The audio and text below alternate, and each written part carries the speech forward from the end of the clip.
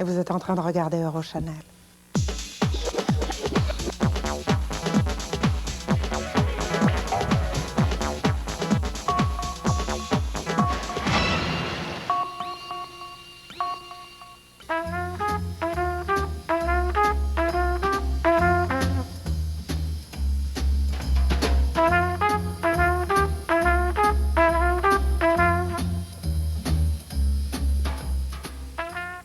Chacun pour soi est reparti dans le tourbillon de la vie. Je l'ai revu un soir, aïe aïe aïe, ça fait déjà un fameux bail, ça fait déjà un fameux bail.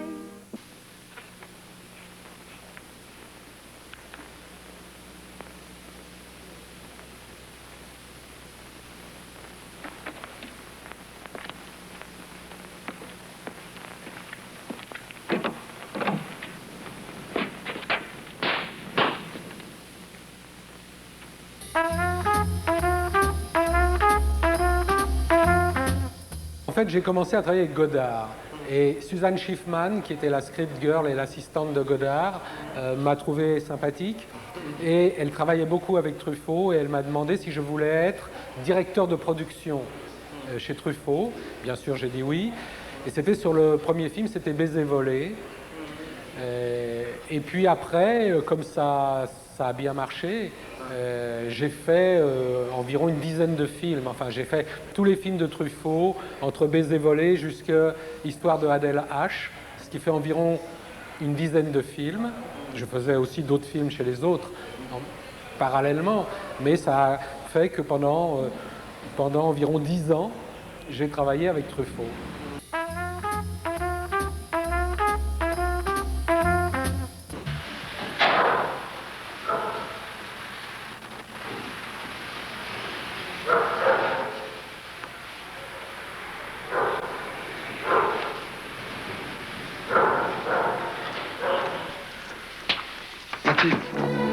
Mon premier film a été La femme d'à côté, parce que j'avais fait une série de télévision très célèbre qui s'appelait Les Dames de la Côte, un film qui se passait pendant la guerre de 14, du point de vue des femmes.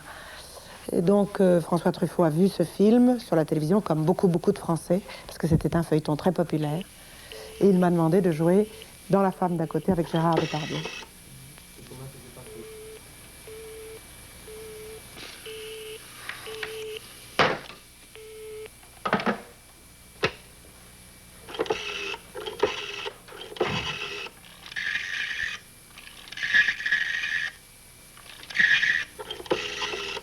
Ça s'est très bien passé. C'était une grande histoire, un grand personnage. Et tout était bien. Un grand metteur en scène, un grand acteur. Vous savez, dans la vie, quelquefois, il y a ce côté magique où tout se passe exactement, comme dans les rêves, où il n'y a pas de temps mort, où il n'y a pas de choses un tout petit peu... On aurait voulu que ça soit mieux. Non, c'était parfait. La femme d'à côté, c'était une tragédie. Et c'était pour toute l'ambiance extraordinaire qu'il y avait eu sur ce tournage qui a donné envie à François Truffaut de faire une comédie avec des personnages qui n'étaient pas si sérieux que ça, qui avaient une fantaisie. C'était en tournant dans les nuits, surtout les nuits qu'on a tournées pendant La femme d'à côté, qu'il lui est venu l'idée de tourner ce film en noir et blanc, ces comédies glamour un peu. Oui, une sorte d'hommage d'une part à comment on traite le cinéma en noir et blanc, comment on traite le suspense, tout en ne le prenant pas très au sérieux.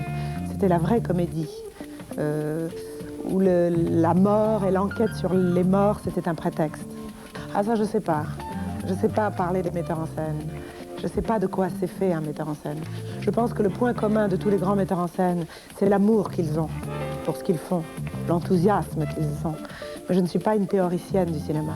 Je ne sais pas dire comment Alain Resnais est différent de Ettore Scola ou de Costa Gavras. C'est peut-être un cinéphile qui, dans son fauteuil, peut se voir. Moi, je sais que, du point de vue de l'actrice, c'est l'enthousiasme. Et si vous me demandez, sur le tournage de François Truffaut, il y avait beaucoup d'enthousiasme. Un grand amour et un grand plaisir de faire ce qu'il faisait.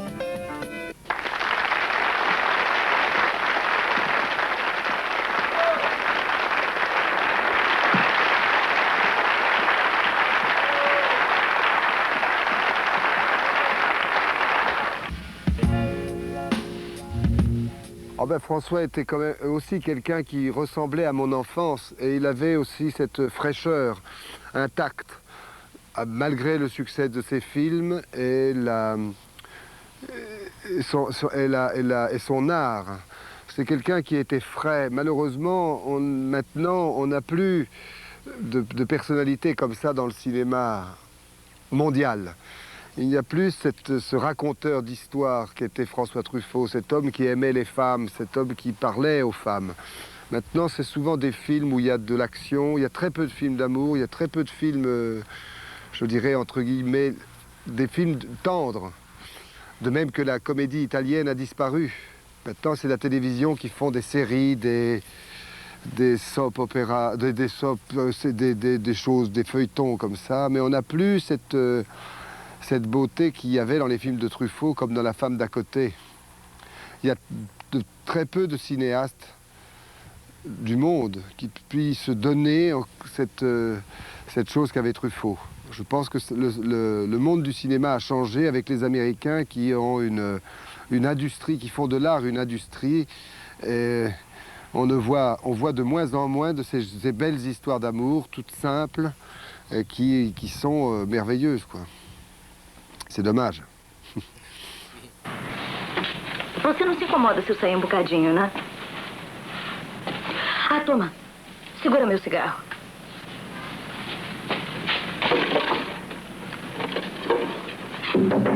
Moça! Moça! Quero ir ao banheiro. Avec Truffaut, je connaissais pas du tout le cinéma. Mais Truffaut était très bon public, quoi. C'est comme le premier public de son film, et il était très encourageant, quoi, très chaleureux avec le jeune acteur que j'étais. Mais j'étais dans une grande crainte, quoi, évidemment. Je jouais un peu comme s'il y avait un spectacle. Je ne me rendais pas compte de l'espace, quoi, de la liberté qu'on peut avoir au cinéma. Mais c'était agréable grâce à Truffaut, qui était vraiment un spectateur très, comment dire, enfantin, quoi, qui avait beaucoup de joie à nous voir jouer. C'était un bon souvenir. J'ai commencé avec quelqu'un qui était très bon et qui avait un œil très généreux.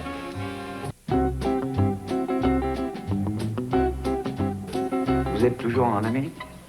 Ah non, non, non, c'est fini l'Amérique, non. Je vis à Londres maintenant. J'ai trouvé un travail intéressant. Et vous, dites-moi. Eh bien, c'est pareil. Je suis seulement de passage.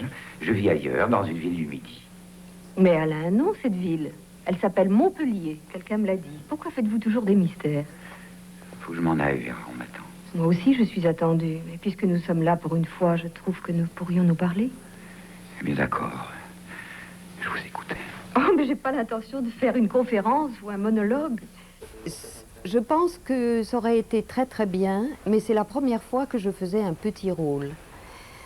Et ça m'a énormément intimidée. J'ai eu très peur de... Je ne connaissais personne sur le plateau, parce qu'on joue bien quand tout le monde devient un ami, quand il y a des amitiés qui s'établissent, on connaît bien ses partenaires, on connaît bien le metteur en scène qui vous connaît bien, on connaît le caméraman, l'ingénieur du son. Et tout ça se passe avec la complicité d'une équipe. Tandis que si on vient jouer juste un petit rôle, c'est quelquefois... c'est intimidant. Alors je me suis sentie intimidée parce que c'était la première fois que je faisais ça. Nous étions amis. Je me suis sentie un peu à l'étriquer. C'était quelqu'un qui était très précis et j'aimais beaucoup sa direction et j'aimais énormément ses films. Énormément. J'étais une grande admiratrice de ses films. Mais c'est pas quelqu'un qui me donnait la liberté dont j'avais l'habitude. Alors ça m'a été un petit peu difficile. Et puis Truffaut était un personnage, une personne très mystérieuse. Et j'essayais toujours de demander, de poser des questions sur le personnage que je jouais. Pourquoi est-ce que ces deux personnes se sont quittées? Est-ce que c'est parce qu'elle travaillait trop? Ou est-ce que c'est parce que lui travaillait trop? Est-ce qu'elle était trop riche? Est-ce que lui était trop riche? Est-ce qu'elle était jalouse de son travail? Est-ce que lui était jalouse d'elle? Est-ce qu'ils avaient des horaires différents? Lui travaillait la nuit, elle travaillait le jour. Je n'ai jamais reçu une réponse. Il a fallu que j'invente tout ça parce que lui ne voulait pas me répondre. Il n'a jamais voulu me dire qui était le personnage que je jouais. C'était évidemment soit sa femme, Madeleine Morgenstern, soit Jeanne Moreau, soit Catherine Deneuve, je ne savais pas. Soit un mélange. Mais il n'a jamais voulu me répondre. Et ça, c'était difficile. Parce que si on sait pourquoi deux êtres se sont quittés alors qu'ils ont l'air de s'aimer encore, on sait comment jouer la scène, on a une conviction intérieure, on est structuré intérieurement. Mais là, je ne savais pas dans quelle direction aller. Je pense souvent à vous, Bertrand, et toujours avec tendresse. 10 fois, j'ai failli vous écrire, et puis je me suis dit, il valait mieux pas. Vous avez bien fait. Ah. Alors vous me détestez toujours? Oh, croyez-le ou non, j'ai jamais eu le moindre sentiment de rancune contre vous. Je n'ai jamais pensé que c'était de votre faute. J'étais obligée de faire ce que j'ai fait. C'était ça ou devenir folle. Vous savez que je n'exagère pas. Évidemment, je ne m'attendais pas à ce que vous alliez souffrir autant. Vous aviez tellement bien caché vos sentiments. Il a dit qu'il était très content et je suis très amie avec sa première femme, avec Madeleine Morgenstern, et elle me dit que c'est très bien. Moi, je ne peux pas juger.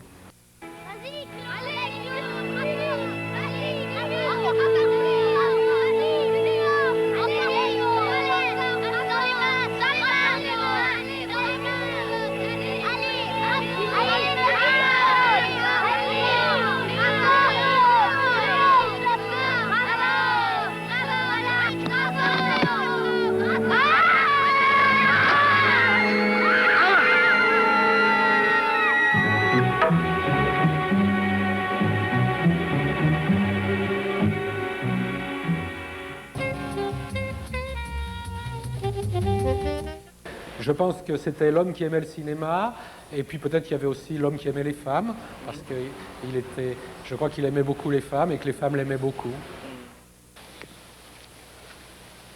Bon, attention, ne bougeons plus, le petit oiseau va sortir. Voilà.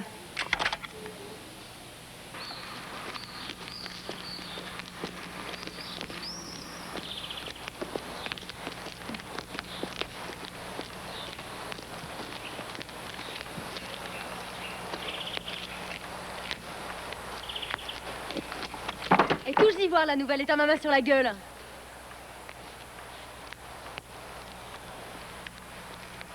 Donc, quand Truffaut est mort, en 84, il y avait bien sûr, comme tous les grands cinéastes, dans ses tiroirs, 10, 12 scénarios ou idées de scénarios ou des synopsis de films qu'il voulait faire après.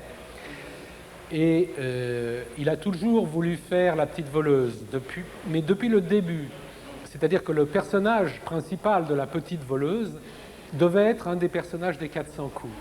Et puis, il a supprimé, parce que ça faisait trop de matière, trop de matériel, il a supprimé ce petit personnage féminin des 400 coups pour faire seulement le garçon.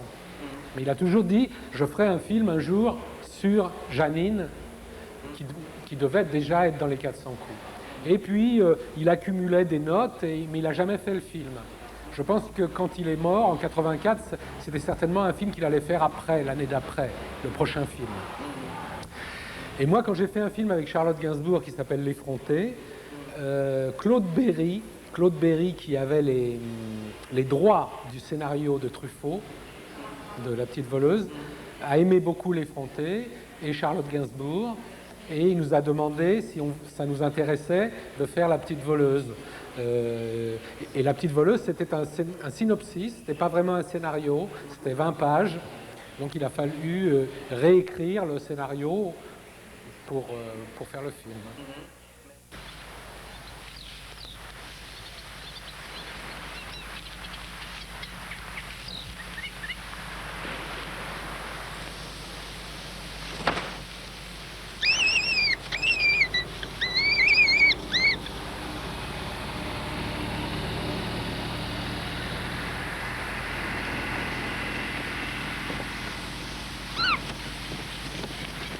Non, j'aurais tendance à dire que c'était très inconscient de ma part.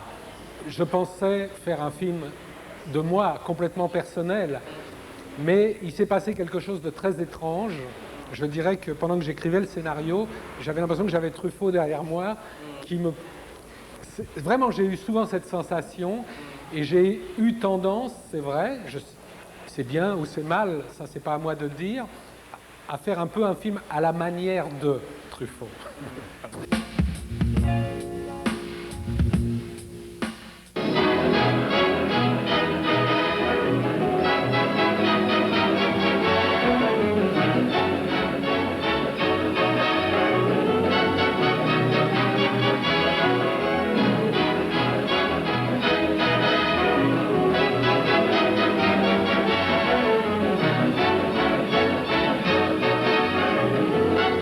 C'était très différent parce que c'était d'un seul coup j'avais plus conscience de ce que je faisais et j'avais plus d'envie par rapport à moi et par rapport au travail justement.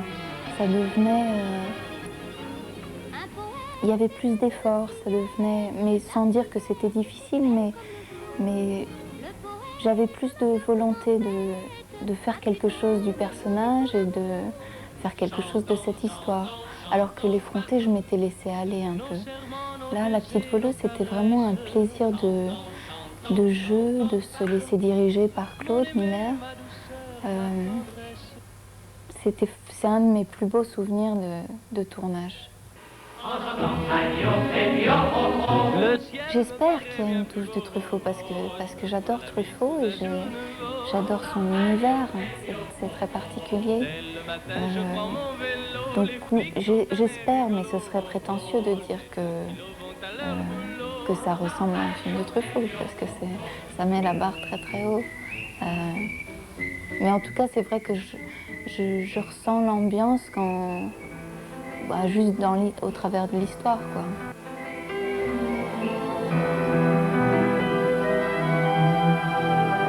Je me souviens que Claude Miller m'avait montré des photos, par contre, beaucoup de photos d'époque pour que je comprenne un peu mieux cette époque que je connaissais pas. Mais en fait, ça se passait très inconsciemment quand même, parce que bon, évidemment, il y avait la préparation des costumes, mais il n'y avait pas un vrai travail entre Claude et moi, ou moi toute seule. J'avais pas l'impression de vraiment préparer le rôle. Je crois qu'il se préparait tout seul, inconsciemment, j'y pensais pas. Et enfin, inconsciemment, j'y pensais, mais sans y travailler, quoi. En principe, je viens de raconter une chose drôle. En tout cas, amusante. Vous pourriez, je ne sais pas moi, sourire. Oh là là là là là là là là. Ouh. Est-ce que quelqu'un ici accepterait de me gratter le dos? Gratte-toi le ciel de grattera. Quoi? Gratte-toi le ciel de... Tiens!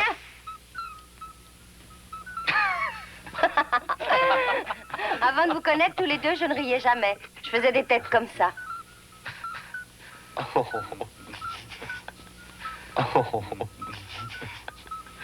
Mais c'est fini, plus jamais ça. Maintenant, c'est comme ça.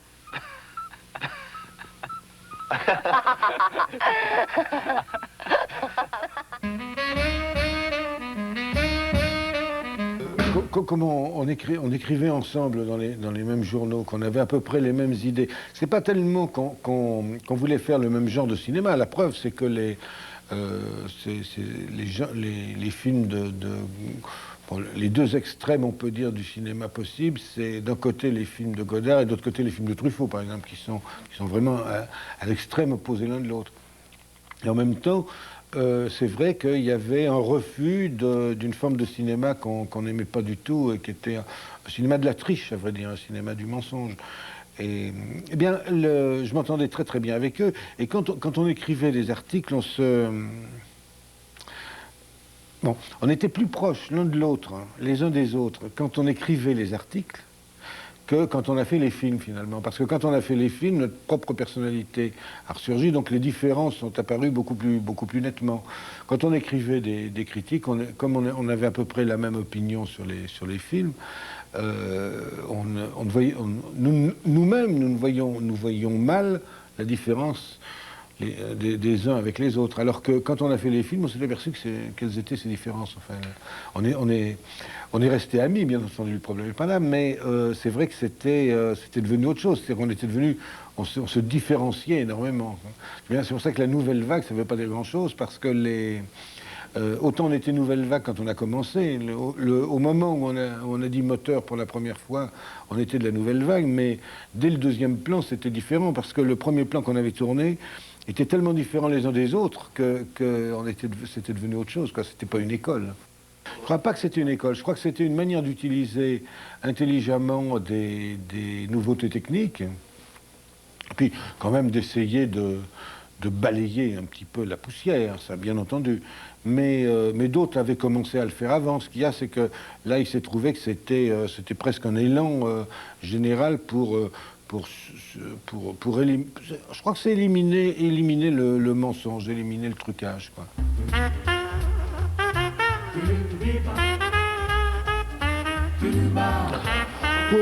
Oh, ben ça c'était des blagues. C'est tout simplement que à l'époque, j'avais déjà tourné 2 films. François avait déjà tourné les 400 coups. Et quand Jean-Luc a eu l'occasion de faire À bout de souffle, le producteur, qui était de Bourgard, a dit « Ah oui, mais j'aimerais bien avoir le nom de Truffaut et le nom de Chabrol ». On commençait à être connus à l'époque, pour aider à monter le film. Alors très bien, alors Truffaut a signé le scénario dont il n'a pas écrit une ligne. Et moi, j'ai été conseiller technique, alors que je suis allé 2 heures sur le plateau, je crois, juste pour leur dire bonjour, pour boire un café. Je suis resté complètement critique, moi, complètement. Mais quand nous y étions critiques, avec François Truffaut, Rivette et notre aîné, Éric Romer, contrairement à d'autres comme André Bazin ou Georges Sadoul, ou aux États-Unis quelqu'un comme James Hadji, ou aujourd'hui quelqu'un comme Jonathan Rosenbaum, quand nous étions critiques, nous étions cinéastes, sauf qu'on s'appelait critique de cinéma, et même on n'écrivait même pas encore. Et j'ai consacré une émission, du reste, que vous n'avez pas vue, qui s'appelle Une vague nouvelle à ça, qui disait comment on avait découvert le cinéma, ce qui était très, très unique dans le monde des artistes, puisqu'on a découvert au musée. On l'a découvert au musée, les peintres,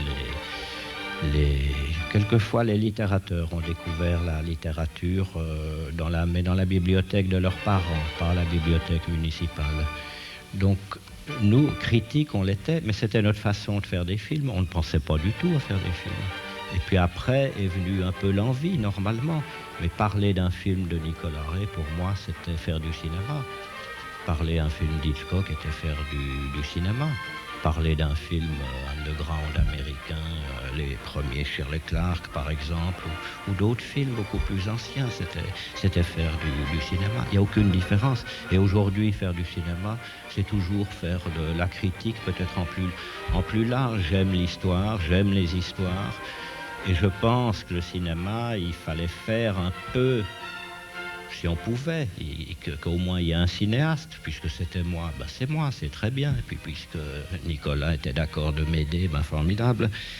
C'était de c'était que le cinéma était la seule fois où un art peut lui-même, mais lui-même, c'est pas moi qui ai fait tous ces films. Moi, je les ai vus, je les ai choisis, je les ai mis de côté, je les ai mis. C'est pas moi, c'est lui-même qui parle. C'est pas moi. Moi, je parle à travers lui. Moi, je sers le plat.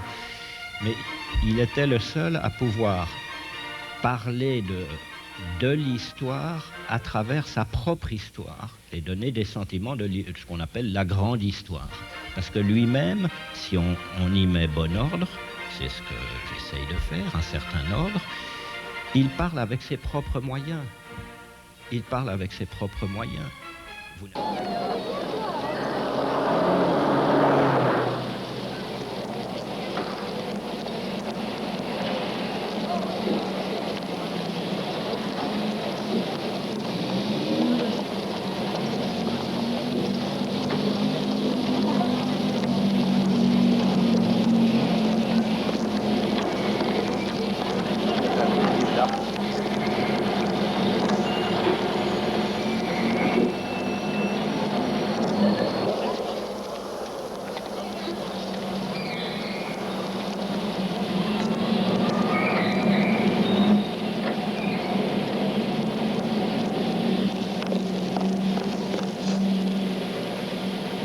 OK, cut! Ça m'est égal les metteurs en scène qui ont mauvais caractère. Ça m'est égal les metteurs en scène qui sont passionnels et tout. Je pense que c'est un métier de privilégié et que vous devez le faire parce que vous l'aimez. Il ne faut pas le faire ni avec paresse, ni avec je m'en foutisme. Il faut le faire avec tout ce qu'on a à l'intérieur, sinon c'est pas la peine.